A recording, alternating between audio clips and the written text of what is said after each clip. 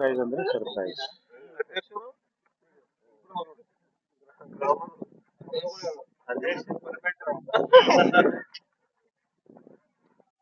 ಹಾಗಿದ್ರೆ ಅದು ಬರೀ ಮಾಡ್ತಾ ಅಂದ್ರೆ ಅದೇ ನನ್ನಂತ ಯಾರು ಜೈನ್ ಯಾರು ಸರ್ ಸರ್ ಹೆಣ್ಮಗಳು ಕುಂತಾಳಲ್ಲ ರೀ ಅವ್ರ ಮನ್ಯಾಗ ಹಾಕೊಳ್ಳಲ್ಲ ಬರಲಿ ಕೆ ಆರ್ ಡಿ ಸಿ ಗುರು ಹೇಳಿದಾಗ ಇವ್ರ ಬಗ್ಗೆ ಅದಕ್ಕೆ ಕೆ ಡಿ ಸಿ ಮಾತಾಡಿದ್ದೀನಿ ನಂಬರ್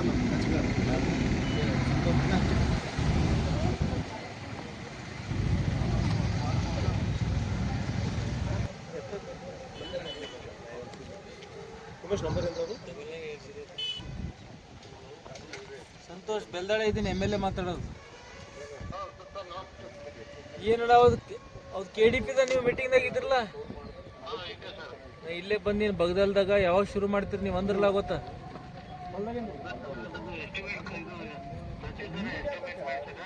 ಎಷ್ಟ್ರದು 2 ತಿಂಗಳು ಹಿಡಿದು ಯಾವಾಗೂ ಫೋನ್ ಮಾಡಿದ್ರೆ ಮಳೆ 1 ಕೋಟಿ ಹಾಂ ಓಕೆ ಟೆಂಡ್ರಿ ಎಲ್ಲಿಗೋದು ಎಸ್ಟಿಮೇಟ್ ಅದು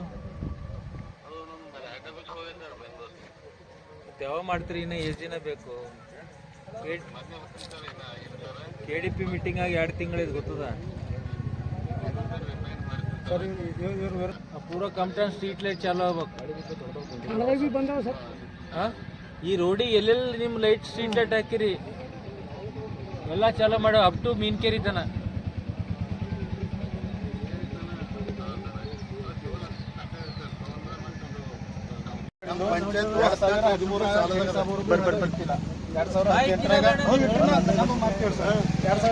ಬಂಡೆಪ್ಪ ಅವ್ರು ಹೇಳಿದ ಅವರು ಕೈ ಹಿಡಿದ ಬಂದು ಕೆಲಸ ಕಲ್ದಿ ಬಿಟ್ಟರೆ ಖುಷಿ ಅದ ಇನ್ನೊಂದೇನಾದ ಬಾಜಿಗೆ ಯಾರು ಹೇಳಿಲ್ಲ ಅವರೇ ಎಲ್ಲರೂ ಎಮ್ ಎಲ್ ಎ ಸಾಬ್ರೆ ಮೂರು ಸಾಬ್ರದ್ದು ಹೇಳ್ಯಾರ ನೋಡಿ ಕಂಪಲ್ಸರಿ ನೀವು ಮಾಡ್ತೀರಿ ನಮ್ಗೆ ಖುಷಿ ಅದ ಬಟ್ ಅದ್ರ ಜೊತೆಗೆ ಬೆಂಜು ಬೇಕು ಸರ್ ನೀವು ಒಂದು ಸಲ ಬರ್ರಿ ಸರ್ ಒಂದು ಸಲ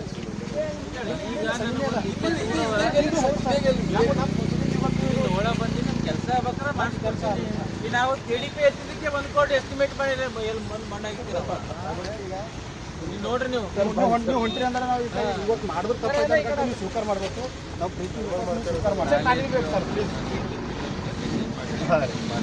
ನೋಡ್ರಿ ದಯಮಾಡಿ ರೋಡಿನ ಸಂಕಟ ನಾನಿದೆ ಓಕೆ ಓಕೆ ಸರಿ ಹೇಳ ಸರ್ ಪಂಚಾಯತ್ ಇಲ್ಲಿ ಊರಿಗೆ ಬರ್ತಾರೆ ಹೆಂಗ್ ಬೆಳಗಿರ್ತಾರೆ ದುಡ್ಡು ಪ್ರಯೋಜನ ಇಲ್ಲ ನಾವೊಂದು ಹೈಮಸ್ ಲೈಟ್ ಹೆಂಗೆ ಸರ್ ರೈತರಿಗೆ ಕೈ ಬಂದಿತ್ತು ಪಾಯಿ ಬಂದಿದ್ದಂಗೆ ಏನಾದ್ರೂ ರೈತರಿಗೆ ತೊಂದರೆ ಪಾಪ ಹೆಚ್ಚು ಮಳೆ ಆದ್ರೆ ಭೀ ಅವರಿಗೆ ಕಮ್ಮಿ ಮಳೆ ಆದ್ರೆ ಅವರಿಗೆ ಬಿಸಿಲು ಬಿದ್ದರೆ ಅವರಿಗೆ ಚಳಿ ಬಿದ್ದರಿಗೆ ಅವ್ರಿಗೆ ಬರ್ಲಿದು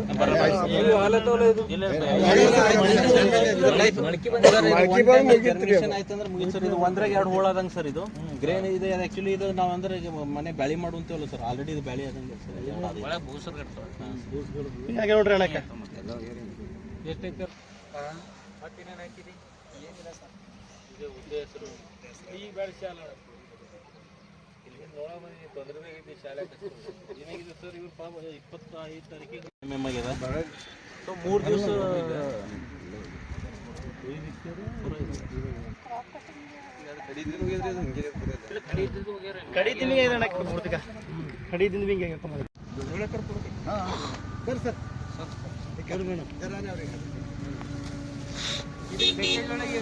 ಎಕರೆಗೆ ಎಷ್ಟು ಕೊಡ್ತೀರಿ ಮೆಕ್ಕೆಜೋಳ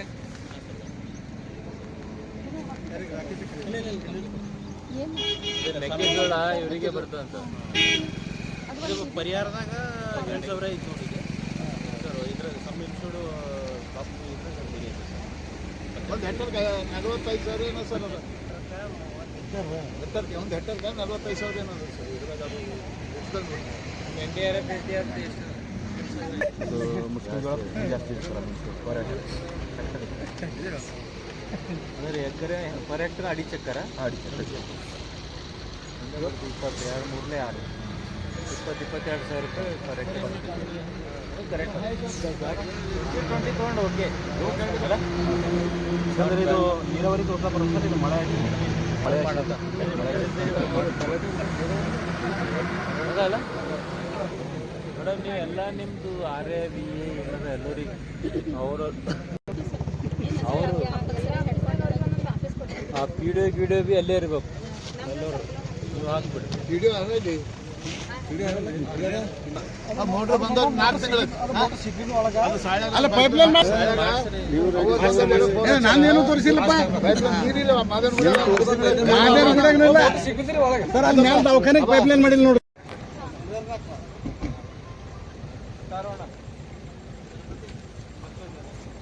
होला निंदू तुम कर रहे क्या? तुम्हारा है दूसरा का कर रहा है? खाली फोन एक करो 5 जने के सर है 5 जने है सबको कौन कौन एक है सर एक ही डाले तुम हां फोन ಹೋಗಲ್ಲ ಸರ್ 90 ಒಳಗೆ ಏನು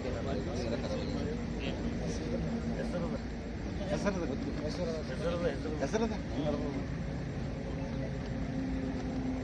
भर दो पूरे खेतों को भरो। नहीं गए तो भी भरो, ठीक है, पैसे आ जाते। अब सबको हर एक जो 300 से ज्यादा नहीं इसको हेसर को और भी ಎಲ್ಲ ಹೋಗ್ಯಾರ ಗೊತ್ತಾಮಕರ ಎಲ್ಲ ಕಡೆ.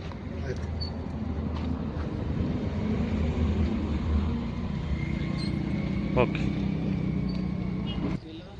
ಸುಮಾರು ಸತತವಾಗಿ ಸುರಿದಂಥ ಮಳೆಗೆ ಇಡೀ ಬೀದರ್ ಜಿಲ್ಲೆ ಹಾಗೂ ರಾಜ್ಯವೇ ತತ್ತರಿಸಿದೆ.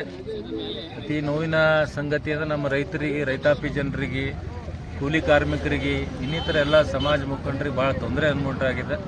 ಯಾಕಂದರೆ ಇಂಥ ಕಷ್ಟ ಸಮಯದಲ್ಲಿ ಎಲ್ಲ ಜನರು ಅವ್ರ ಜೊತೆ ಇರಬೇಕು, ರೈತರ ಜೊತೆ ಇರಬೇಕು, ಕಾರ್ಮಿಕರ ಜೊತೆ ಇರಬೇಕಂತ ನಾನು ವಿನಂತಿ ಮಾಡ್ಕೋತೀನಿ. ಯಾಕಂದ್ರೆ ರೈತರೇ ನಮ್ಮ ದೇಶದ ಬೆನ್ನೆಲುಬು ಅಂತ ಎಲ್ಲರಿಗೂ ಗೊತ್ತದ.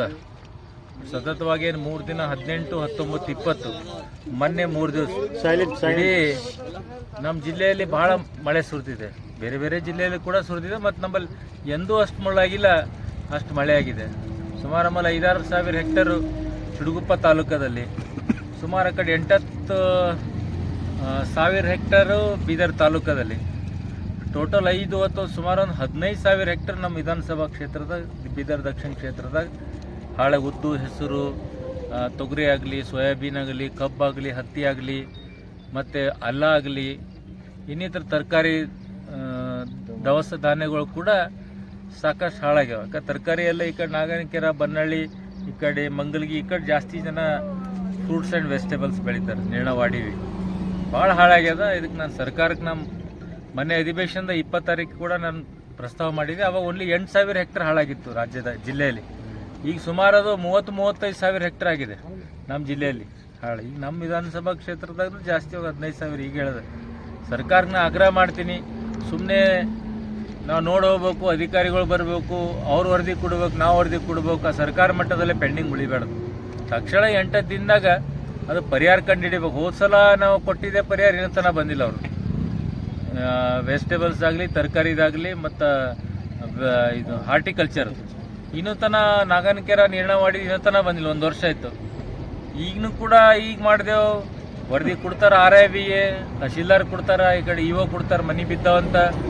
ಅದು ಮತ್ತು ವರದಿಯಾಗಿ ಉಳಿಬಾರ್ದು ಸರ್ಕಾರ ಮಟ್ಟದಲ್ಲಿ. ಜಿಲ್ಲೆಯಲ್ಲಿ 2 ಮಂತ್ರಿ ಸರ್ಕಾರ ಕೊಟ್ಟಿದೆ, ಏನರ ಜಿಲ್ಲಾ ಉದ್ಧಾರ ಆಗ್ತದಂತ.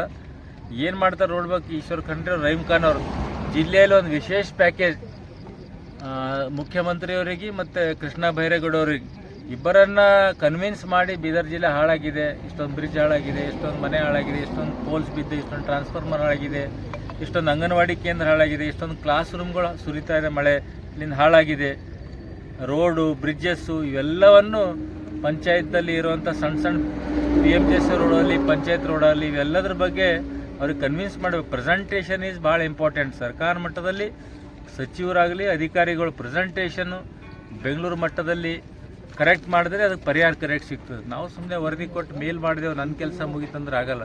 ಈ ಇನ್ಶೂರೆನ್ಸ್ ಯಾರು ಮಾಡ್ತಾರೆ, ಕ್ರಾಪ್ ಇನ್ಸೂರೆನ್ಸ್, ಅವ್ರಿಗೆ ಕೂಡ ನಾನು ಕಟ್ಟುನಿಟ್ಟಾಗಿ ಹೇಳ್ತೀನಿ, ತಾವು ಲಾಭ ಮಾಡ್ಕೋತೀರಿ, ರೈತರಿಗೂ ಲಾಭ ಮಾಡ್ಬೇಕು. ಇನ್ಶೂರೆನ್ಸ್ ಕಂಪ್ನಿ ನಾನು ಹೇಳಕ್ಕೆ ಇಷ್ಟಪಡ್ತೀನಿ. ಮಾಧ್ಯಮ ಅವರು ಲಾಭ ಆಗ್ತಾ ಇದೆ. ಬಟ್ ರೈತರಿಗೂ ಲಾಭ ಆಗ್ಬೇಕು ಅವ್ರಲಿಂದ.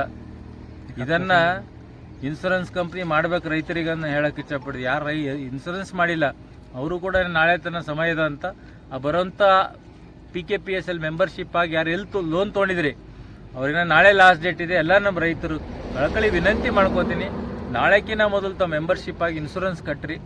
ಅಲ್ಲಿ ಎಲ್ಲಿ ತಾವು ಲೋನ್ ತೊಗೊಂಡ್ರಿ ಆ PKPSL ಅಲ್ಲಿ ತಾವು ಇನ್ಸೂರೆನ್ಸ್ ಕಟ್ಟರೆ ತಮ್ಮ ಲಾಭ ಆಗ್ತದೆ ಈ ಸಂದರ್ಭದಲ್ಲಿ ಅಂತ ಹೇಳ್ತೀನಿ. ಮತ್ತು ಸರ್ಕಾರದಿಂದ ಏನು ಮಟ್ಟದ ಅವ್ರು ಕೊಡ್ತಾರೆ, ಎರಡೂ ಲಾಭ ನಿಮಗೆ ಸಿಗ್ತಾವೆ ಡಬಲ್. ಸರ್ಕಾರದ್ದು ಕೂಡ ನಾನು AD agriculture, AD horticulture, AD sericulture, tehsil ಆಗಲಿ, EO ಆಗಲಿ, ಜಿಲ್ಲಾ ಅನುಷ್ಠಾನ ಅಧಿಕಾರಿಗಳು ಕೂಡ ಮಾಡ್ತಾ ಇದ್ದಾರೆ. ಎಲ್ಲ ಕಡೆ ಓಡಾಡ್ತಾ ಇದ್ದಾರೆ. ಪಾಪ 4-5 ದಿವಸ ಆಯ್ತು ನಾನು ನೋಡ್ತಾ ಇದ್ದೀನಿ. ಇನ್ನಿಷ್ಟು ಮತ್ತು ಕಾನೂನು ಸುವ್ಯವಸ್ಥೆ, ಪೊಲೀಸ್ ಆಗಲಿ, ಎಲೆಕ್ಟ್ರಿಸಿಟಿ ಆಗಲಿ, ಇವ್ರದ್ದೆಲ್ಲರ ಜವಾಬ್ದಾರಿ ಇರ್ತದೆ. ಎಲ್ಲಿ ತೊಂದರೆ ಆಗಬಾರ್ದು, ಎಲ್ಲಿ ಮನೆ ಬೀಳ್ತದೆ, ಎಲ್ಲಿ ಜಗಳ ಆಗ್ತಾವ, ಇಂಥವು ಎಲ್ಲಿ ಸ್ಕೂಲ್ದು ಎಲ್ಲಿ ಶೀತಲ್ಗೊಂಡ ಕ್ಲಾಸ್ ಚುಟ್ಟಿ ಕೊಡಬೇಕು. ಅದರ್ವೈಸ್ ಒಂದು ಎಡಿಷನಲ್ ಅದರ್ ಕ್ಲಾಸ್ ರೂಮ್ದಲ್ಲಿ ಮಕ್ಕಳಿಗೆ ವಿದ್ಯಾಭ್ಯಾಸ ಮಾಡಬೇಕು. ಈಗ ಶಂಶಾನಗರದಾಗ ಹೋಗಿದ್ದೆ ನಾನು, ಸುಮಾರು 6 ಕ್ಲಾಸ್ ರೂಮ್ ಬೀಳೋ ಪರಿಸ್ಥಿತಿ ಇದೆ ಕೆಳಗಡೆ. ಅದೇ ಮಂಗಲಿಗೆ ಉದಾಹರಣೆಗೆ ಮಂಗಲಿಗೆ ಹೈಸ್ಕೂಲ್ ಆಗಲಿ, ಇಂಥ ಸಾಕಷ್ಟು ಮಳೆಲಿಂದ ಏನಾಗ ಇದು ವಿಚಿತ್ರ. ನಮ್ಮ ದೇಶದಲ್ಲಿ ಆ ಕಡೆ ನೀವು ನಾರ್ತ್ ಇಂಡಿಯಾ ಹೋದ್ರೆ ಪೂರ ಗುಡ್ಡ ಬೀಳ್ತಾ ಇದೆ. ಜನರ ಹರಿದೇ ಹೋಗ್ತಾ ವೈಷ್ಣೋದೇವಿಗಂತ ಭಕ್ತಾದಿಗಳು 30 ಜನ ಪಾಪ ಸಾವನ್ನಪ್ಪಿದ್ರು. ಇದಕ್ಕೆ ಹಿಂಗ ಈ ಒಂದು ಮಾನವ ಸೃಷ್ಟಿ ಒಂಥರ ನಮ್ಮ ದೇಶದಲ್ಲಿ ಭಾಳ ಕಷ್ಟಕರ ಆಗಿದೆ. ಭಗವಂತಗೆ ಇಷ್ಟೇ ವಿನಂತಿ ಬೇಡ್ಕೋತೀನಿ, ತಮ್ಮ ಕೋಪವನ್ನು ಥೋಡೆ ಮಳೆ ರಾಯ ಸ್ವಲ್ಪ ಕಡಿಮೆ ಮಾಡಿ ಜನರಿಗೆ ಅನುಕೂಲ ಮಾಡಿಕೊಡ್ಬೇಕು ಅಂತ ನಾನು ವಿನಂತಿ ಮಾಡ್ಕೋತೀನಿ. ಆಯ್ತಪ್ಪ ಮಾಡ್ತಾರೆ ನಿಂದರು. ಅದಕ್ಕೆ ಇಷ್ಟೊಂದು ಹೇಳಕ್ಕೆ ಇಷ್ಟಪಡ್ತೀನಿ. ಯಾರ್ಯಾರು ಇನ್ನೊಂದು ಕ್ರಾಪ್ ಯಾರು RIV ಇಂಥ ಸಮಯದಲ್ಲಿ PDO ಭಾಳ ಇಂಪಾರ್ಟೆಂಟ್ ರೋಲ್ ಇರ್ತದೆ. ಈ ಗ್ರಾಮಲ್ಲಿ ಬರೋ 3 ಗ್ರಾಮ್ PDO ಆಗಲಿ, RIV ಆಗಲಿ, ಇವರು ಭಾಳ ಕ್ಲಾಸಿಕ್ ರೂಲ್ ಮಾಡ್ಬೇಕಂತ ಇಂಥ ಸಂಬಂಧ. ಅವ್ರು ಅಲ್ಲೇ ಕೊಡ್ಬೇಕು, ಠಿಕಾಣಿ ಹೊಡಿ ಪಂಚಾಯತ್ದಲ್ಲಿ ಸಮಸ್ಯೆ ಆಗ್ತಾ ಇರೋ ಮೇಲಧಿಕಾರಿ ಆಗಲಿ, ನಮಗಾಗಲಿ, ಊರಲ್ಲಿದ್ದ ಪ್ರಮುಖ ನಾಯಕರಿಗೆ ತಿಳಿಸ್ಬೇಕು. ತಕ್ಷಣ ನಾವು ಸ್ಪಂದಿಸ್ತೇವೆ. ಅವರು